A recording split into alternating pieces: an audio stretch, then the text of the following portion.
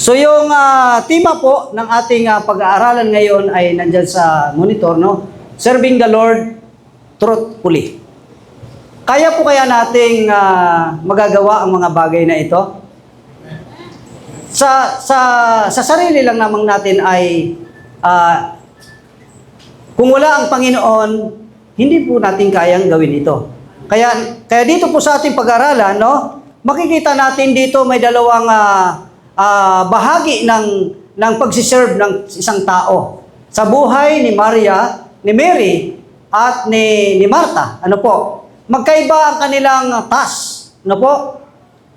At makikita po natin dyan, yung isa ay may pagkaabala, yung isa ay talagang naupo sa paan ng Panginoon. Nung tiningnan ko po ang cultural context po nito, ay binalikan ko po ang Life in Bible Times, kasi yun po yung tinuturo ko doon. Tiningnan ko po yung context. Itong pag-upo ni Mary doon sa paanan ng Panginoon ay labag po sa kanilang kultura. Amen po. Nakita po natin kung paano sa madaling salita, giniba or imbrick ni Lord yung kultura nila. Amen po. Giniba or ni-break ni Lord ang kultura nila kasi hinayaan niya si Mary maupo sa kanyang paanan. Kasi po, ang nakalaan talaga sa pwesto na yon, mga lalaki lang. Pag tiningnan po yung cultural context po nila sa Old Testament. Pero nang dumating si Lord, nawala yun. Inalis yun kasi ang lahat ay malayang lumapit sa Panginoon. Amen po? Amen. So yan po, titingnan po natin, binigyan ko lang po kayo ng highlight. Tingnan po natin yung structure ng text. Yan. Una po, makikita natin dyan, no? The welcoming of Jesus Christ. Sino nag-welcome kay Jesus Christ? No? Si Martha. Si Martha ang nag-welcome sa Panginoon. At si Mary. Alam niyo po kung gaano kalayo yung pinagmulan ng mga disciple at si Jesus Christ? No? Makikita po natin dyan kung gaano sila kalayo, pumunta sila sa lugar ng Bethany. Ito po ay mula Jerusalem hanggang Bethania, higit kumulang sa 3 kilometro or 2 milya. Layo ng nilakad nila. Sa layo ng nilakad nila, bagamat sila ay talagang papunta ng Bethania, Bethany, no po? Mayroon silang mga na-encounter ng mga tao. Yan. Una, makikita natin dyan, no? Sa beginning verse 1 ng chapter 10, yung mga disciple, no? Inutusan ng Panginoon na humayo. Yung 72 disciple. Amen po? Humayo ito at pagbalik, nag-report sila kay Jesus Christ na matagumpay ang kanilang gawain, kanilang misyon. After that, no, makikita natin diyan yung isang guro ng Hudyo, no? Siya naman ang nakausap ni Jesus Christ. Na-encounter niya ito, no? Ang sabi niya diyan, tingnan natin, no? Ang sabi niya diyan, Guro, anong dapat kong gawin upang magkaroon ako ng buhay na walang hanggan? So na-encounter ito ni Lord. At nagbigay ng parable si Lord, yung the Good Samaritan. Amen po. After that, pumasok na po tayo dito sa pagpunta ni Jesus Christ sa lugar nila Martha, sa lugar ng Bethany. Amen po. So, nung makarating po sila sa lugar ng Bethany, winelcome po sila ni Martha at ni Mary. Winelcome ang buong grupo ng ating Panginoon. Amen po. Kaya, salamat sa Panginoon sa pag-welcome nyo sa akin kanina. Amen po. Yan. So, nakita ko ang puso ng bawat isa na parang kay Martha at parang kay Mary din. Amen po. No? Kasi dalawa po yung paglilingkod na makikita natin dito. So, sa kanyang pag-welcome, alam niyo po mga kapatid, yung pagtanggap ng mga Hudyo, no? Ang pagtanggap nila talagang bukal sa kanilang puso. Bakit po? pag tumanggap ang mga Hudyo sa bisita, may offer silang mga tubig para maghugas ng paa. Bakit po sila kailangang maghugas ng paa? Disyerto po yun, maalikabok. Habaan po natin ang ating isip. Disyerto ang kanilang nilakaran, maalikabok ang lugar, kaya pag dumadating sila, nag-o-offer ng tubig yung mga tao. Kasi pinaghuhugasin ng paa bago sila umakyat sa bahay. Amen po? So ito po yung hospitality na ginagawa nila. Di po ba? Ito po yung pagtanggap nila sa tao na talagang bukal sa kanilang kalooban. Maramdaman po natin ito. Kung pumunta ka sa isang bahay, na tinanggap ka, mararamdaman mo kung yung pagtanggap nila sa iyo ay mabuti o hindi. Di po ba? Maramdaman po natin yon. So itong si Mary, si Martha, talagang nandoon yung pagtanggap niya sa grupo ng ating Panginoon. Yung pagtanggap na walang pag-alinlangan. No? Kasi bakit? Talagang kumilos siya na hindi na siya inutusan upang asikasuhin yung mga bisitang dumating. No? Samantalang itong kapatid niya ay naupo sa paanan ng Panginoon. Ano po? Tingnan natin. Yun po ang kanyang pag-welcome. No, na kung saan ay siya yung host doon sa pagtanggap niya sa ating Panginoon. Pangalawa, the posture of Mary. So, makikita po natin dito yung action ni Mary. Naupo kagad siya doon sa may paanan ng Panginoon. Naupo siya, wala na siyang ginawa, at nakinig siya sa disciple. Sino po nag-disciple? Sino po umatin sa disciple? Umatin po ba tayo sa disciple? Amen. Dapat po. Dapat umatin tayo para hindi tayo mawala sa ating focus sa Panginoon. Amen po. So ito po yung action ni Mary. No, naupo siya sa paanan ng Panginoon. Sabi ng verse 39. Basahin po natin ang verse 39. Ang sabi diyan, she had a sister named Mary who sat down at the feet of the Lord and listened to his teaching. So anong ginawa ni Mary? Nakinig po sa salita ng Panginoon. Nakinig. Tayo po ba nakikinig pag may disciple? Amen po. Dapat po nakikinig tayo. Bakit? Kasi ito yung dapat natin gawin upang masunod natin na maingat ang salita ng Diyos. Amen po. No? Ano pa makikita natin dyan? The focus. She is actively listening to Jesus' teaching. No? Sa kanyang pag-upo doon sa paanan ng ating Panginoon, talagang nakinig siyang mabuti. No?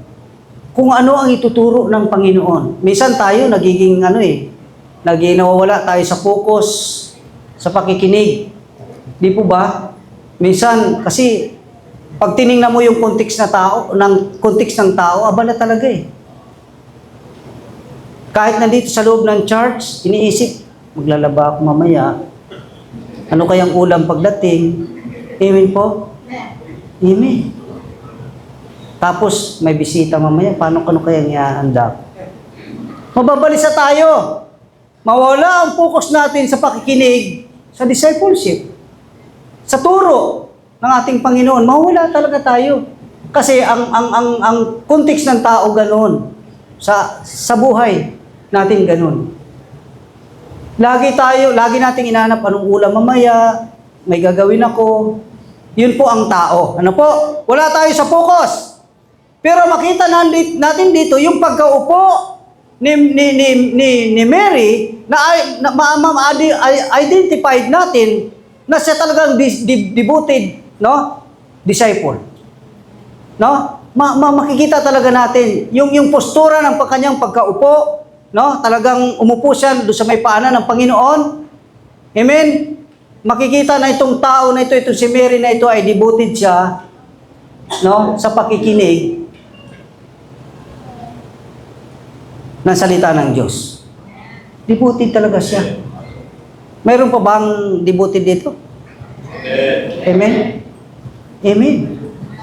Dapat lang maging devoted tayo sa salita ng Panginoon. Alam niyo po, bigyan ko lang po ng isang malinaw lang. Sa amin po, hindi ko lang po itinataas ang aking sarili, kundi si Lord laging mapurihan. Sa Pampanga po ay Sabado lang yung bakante. Minsan po chat sa akin sila Pastor Awela, Pastor, may Bible study. Pahinga muna kaya tayo, anak. Sabi ko. Di po ba? Minsan talagang nasasagad din tayo. Lalo nung Friday, kasi kagaling po namin sa Friday po turo namin sa Giginto. Layo. Kami ni Pastor Ray, talagang mayroon lang kaming heart na magpagturo doon. Tapos ano pa si Pastor Ray, siyang tumayo sa preaching. So dumating kami sa amin, alas 3 na. Bible study namin sa paligi alas 4. Nag-chat si Wela, si Pastor Wela. Nong, Bible study, siguro na, pahinga muna tayo. Karating lang namin. No? Kasi po pagdating ko po sa bahay ng alas 3, sumibat pa po kami ni Perry sa San Juan, sa San Luis, sa Converge. Kasi nga po, 4 na araw na walang internet kasi si Perry ay online siya sa trabaho. So lalong paspas ako sa kalsada. So pagdating, nag-chat si Pastora Wela, sabi ko, Pastora, cancel muna natin. Pagod din ang tao. So di po ba, ang tao po kasi napapagod. Amen? Pero ang kailangan lang po huwag tayo mawala sa focus sa ating Panginoon, kagaya ni Mary, no? Devoted disciple siya. No? Kasi naupo talaga siya doon. Sana tayo din ganun. Amen? Ano po? Yan. Pangatlo, the prostration of Martha. Verse 40. No? Makikita po natin dyan si Martha ay lumapit sa Panginoon. Ang sabi dyan sa verse 40, no? Martha was upset over all the work she had to do. So she came and said, Lord, don't you care that my sister has left me to do all the work by myself? Tell her to come and help me. So si Martha po ay nabalisa na. No, napagod na. No, nagkaroon na siya ng distraction. Bakit? Sa sobrang pagod sa trabaho. Sa bigat ng trabaho kasi nga inakupan niya sila mag-isa. Ilan po ba ang kasama ni Jesus Christ? 12 disciple. Pang-13 si Jesus Christ. Siya lang mag-isa. No? Magluluto siya. Alam niyo po ba pagluluto ng mga sagawing Muslim country? Di po ba yung nakakaalam mga nagpunta ron, ang pagluluto ron, prepare ka ng harina, mamasahin mo yon, no? Mamasahin mo na may mantika at asin kasi walang libadora silang pampalsa silang nilalagay. Yung tinatawag nilang kubos or sa India ay purata, no? Mamasahin yun. Gaano kahirap magmasa? 12 ang papakainin mo. 13, kasama si Jesus Christ. Pagkasama silang 2, 15. Eh di maraming aray ng mamasa. Mapapagod po ng gusto si Martha. Hindi lang yun. Pag nagluto yun ng kubos, no, pampakain sa disciple, mayroon po yung kasamang magluluto sila ng sa ating giniling eh. Giniling na baboy. Sa atin, sa kanila hindi giniling na baboy. Baka. Aanoin po yun. Maraming prosesong gagawin. No, hanggang sa magkulay dilaw, dark yellow. No? Ang kulay niya, yung parang, sabi ko nga, parang pupo naman ng bata yan. Yung sanggol. Tapos, yung tinapay, babaluktutin sa kanila, isasalok doon. Yun po ang ginagawa ni Martha, na pagod siya ng gusto. Amen? Sa kanyang pagkapagod, no? Nilapitan niya si Lord. Panginoon, sabi niya, wala ba kayong magagawa para tawagin ang kapatid ko, matulungan man lang ako? Tingnan niyo si Lord pang sinabihan niya, hindi niya yung kapatid. Di ba? No? Si Lord pa, si Jesus Christ pa kanyang pinuntahan. Hindi siya diretso doon sa kapatid? Pwede naman niyang gawin, kapatid niya yun. Pwede naman, halika, tulungan mo ko. Di ba? Hirap na ako rito, pero hindi, si Lord pa rin ang kinausap niya. Amen? Kahapon po ay nung Friday, last po doon, may namatay po kasi ron eh. Last night nung Friday, nagpunta po kami. May isa purong nanay na mga, ang edad siguro mga 30 mahigit, nakikita ko, tagaktak yung pawis. Abalang-abala siya sa pagsiserve dahil sa dami ng tao. No? Tapos, sabi ko pa nga sa kanya, sumigaw ka, sabihin mo, suka, suka. Baka kailangan nyo ng suka. Pagod na pagod siya eh. Talagang, inano ko ba, para tumawa. Tumutulo ang pawis niya, mamaya, lumapit ang kanyang anak. Sabi niya, Mama, buksan ko daw aircon.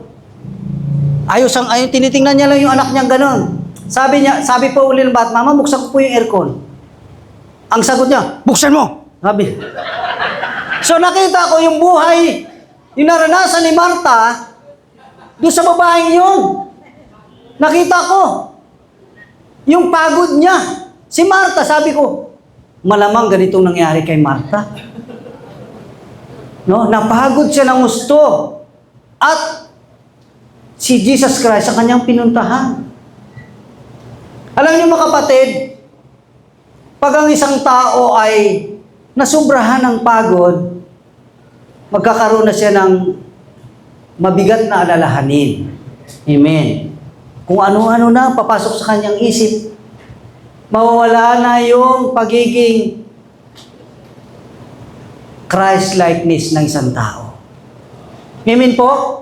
Mawawala. Huwag mo sabihin, matino kang tao. Pag dumating ang time na nagkaroon ka ng anxiety, mga kapatid, nagkaroon ka ng mabigat na problema, hindi mo alam ang iyong gagawin. No? Pag may lumapit sa iyo, paangil kang magsasalita. Magiging mabigat ang bigkas ng iyong mga labi. So nakita ko po yung nangyari kay Marta doon sa babae na nagsiserve nung may patay. Kasi dalawa lang silang nakita ko pabalik-balik eh. Talagang butil-butil ang pawis. Alas 8 na ng gabi, butil-butil ang pawis. Sipin niyo yon. Talagang parot-parot siya, kaya sabi ko, ito yung nangyari kay Marta. Napagod ng gusto, nagreklamo, at lumapit sa Panginoon. Sinabihan si Lord na, sabihin mo na sa kapatid ko na tulungan ako. Amen. So, anong dapat gawin? Dapat nakapokus tayo bilang mga mananampalataya, dapat nakapokus tayo sa Panginoon. Amen po. Amen. Ano pa sabi dyan? No? Makikita po natin dyan na kung saan talaga nag-complain, no? Si Marta sa Panginoon.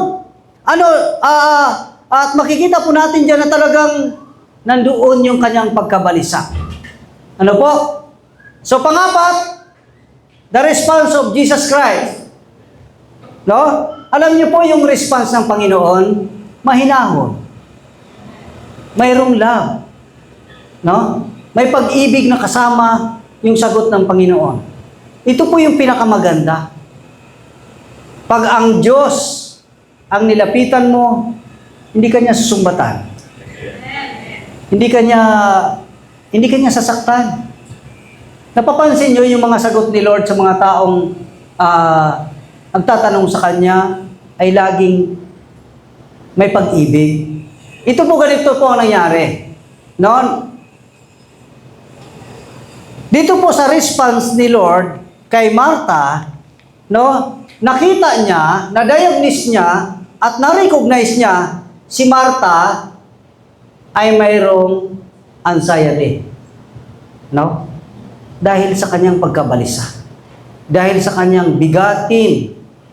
Sa bigat ng kanyang mga ginagawa. Yung sinabi ko nga po sa inyo kanina, kung gaano kahirap gumawa ng tinapay, no? Na kung tawagin ay kubos or purata. Mahirap. Kasi po gumagawa ko sa amin eh. Minsan nagluluto po ako doon. Pinapatikim ko sa kanila. Sabi ko, tikman nyo yung pagkain ng mga Hudyo. Yan. So mahirap, magmamasa ka ng gusto eh. So makikita natin dyan, si Martha po ay nagkaroon ng anxiety, no? Sa sobrang kanyang pag-alala, no? Sa kanyang sobrang bigatin, no? Naranasan niya ito. Ang mga bagay na ito. Sabi dyan, Martha anxiety, nothing that she was worried and troubled about many things. Kumbaga, napuno-puno na sa isip niya mga bagay na kapaguran. Amen po? Amen. Hallelujah. Now, nang madayagnos ito ni Lord, no, na ang kabigatan ni Martha na dinadala, no? Pangalawa, the verdict. Jesus established that only one thing is needed. He declares that Mary has chosen the good portion which will not taken away from her. Sabi ng verse 42, no? Makikita natin diyan, ang sabi diyan sa verse 42, no, kung saan ang Panginoon ay nagpasya na ang pinakamahalagang bagay na dapat gawin ng isang tao, no, only one thing is needed. Anong kailangan? Mag-focus ka. Makinig ka. Na makinig ka sa salita ng Panginoon. Mag-focus ka. Diba? Alam niyo po mga kapatid, minsan lagi ko sinasabi sa mga nakakausap ko, yung na-evangelize ko doon, sabi ko, pakinggan mo salita ng Diyos, wala namang bayad eh. Hindi mo naman ako magbibigay sa'yo ng libro para bayaran mo. Pakinggan mo lang. Pag napakinggan mo ito kako, tatanim sa puso mo at isip mo yan. No? Na kung saan yun ang unting-unting magpababago sa buhay mo. Pakinggan mo lang. Hindi ako sa'yo nangingi ng bayad. Hindi naman kita sasaktan. Sinasabi ko lang sa'yo na ito ang salita ng Panginoon. Amen po? Dapat sa buhay natin, no, bilang nakakilala na sa Panginoon, patuloy po tayong dumalo sa mga discipleship. Makinig tayo sa turo ng ating Panginoon. Amen po?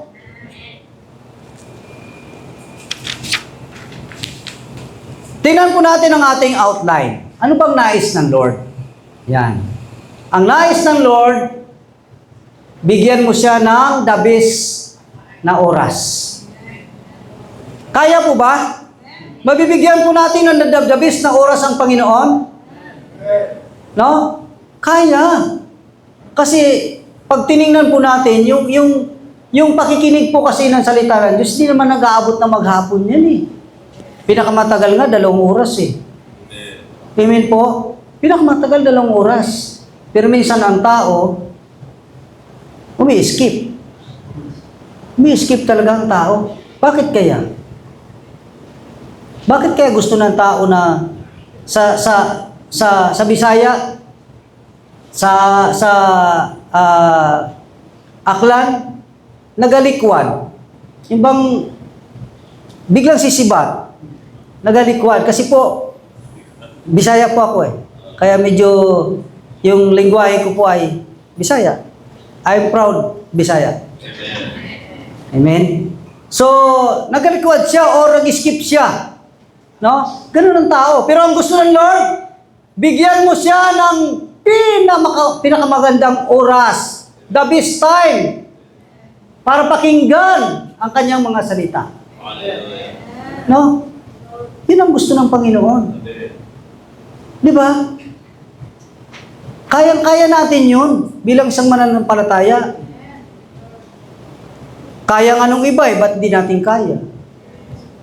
Yung mga hindi totoong si Kristo nga ang pinahayag, kayang-kaya nila mag-ubos ng oras halos maghapon sa kalsada. Tayo pa ang totoong Kristo ng ating Diyos. Ba't hindi natin kaya? No? At pinapatunayan ito ng Diyos sa atin yung mga himalang ginagawa sa ating buhay. No? Kaya mga kapatid, bigyan po siya natin ng the best na oras or time. Pangalawa, Jesus wants you to listen to His teaching. Ano bang kailangan ni Lord? Anong gusto ni Lord? Ang sabi dyan, nais ng Diyos na pakinggan mo ang kanyang turo. No? Pakinggan natin. Huwag nating dito lang tapos labas dito sa kabila. Para bang hangin pumasok dito. Diretsuhan. Para kang isang gulong na nabutas. No? Kinargahan. Lumabutas, sumingaw. Wala na. Oo. Di ba? Wala na. Lagpas eh. Kasi nga, hindi na natili sa puso yung salita ng Diyos. Bakit? Bakit hindi na natili? Kasi nung time na nagtuturo, may nagtuturo ng Word of God, ang nakalagay sa isip mo, yung kabalisahan. Paano nga mapupunta sa isip at puso mo yung salita ng Diyos? Nabalisa ka eh. Diba? Subukan yung may problema kayo. Pagbasa kayo ng Bible, hindi nyo matandaan. Limutan nyo kagad. Kasi nga, ang isip natin doon sa problema. Malaki ba ang problema kaysa kay Lord? Malaki si Lord. Amen. Alam niyo po mga kapatid, nung araw po kasi, nung araw, yung bahay namin, 12 taon na may lumot na, walang bubong. 12 taon. May lumot, may tanim ng papaya sa loob, kamatis. Amen po. So, dumating ang time na pandemic. Yan. Dumating yung time ng pandemic, ang anak ko ay nakagraduate na po siya noon ng college. No, graduate na siya ng mechanical engineer. So, nag-stay niya sa bahay. Sabi niya, tayo, apply ako, na ako ng trabaho. Ay, sabi ko, anak, kasi tatawagan siya doon sa may gawa ng barko. Mechanical kasi siya. Sabi ko, anak, baka delikado pa. Siyempre, nag-alala kami. Nawala na kami sa isip na may Lord nga pala. Nag-alala na eh. No? Balisa.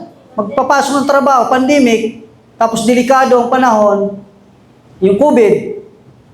So sabi ko, anak, huwag na muna kaya. Nabalisa kami mag-asawa. So ganun pa man, ang Diyos mabuti. Napakabuti ng Lord. Binigyan ng wisdom yung anak ko na humarap sa computer dahil magaling sa computer yun eh. Humarap doon at natuklasan nila yung mga element, pwede palang gawa ng mukha ng mga tao na yung anime, no? Alam niyo po yung isang anime nagkakalagang 25,000. Hindi ako maniwala ka anak niya, hindi ko hawak pera.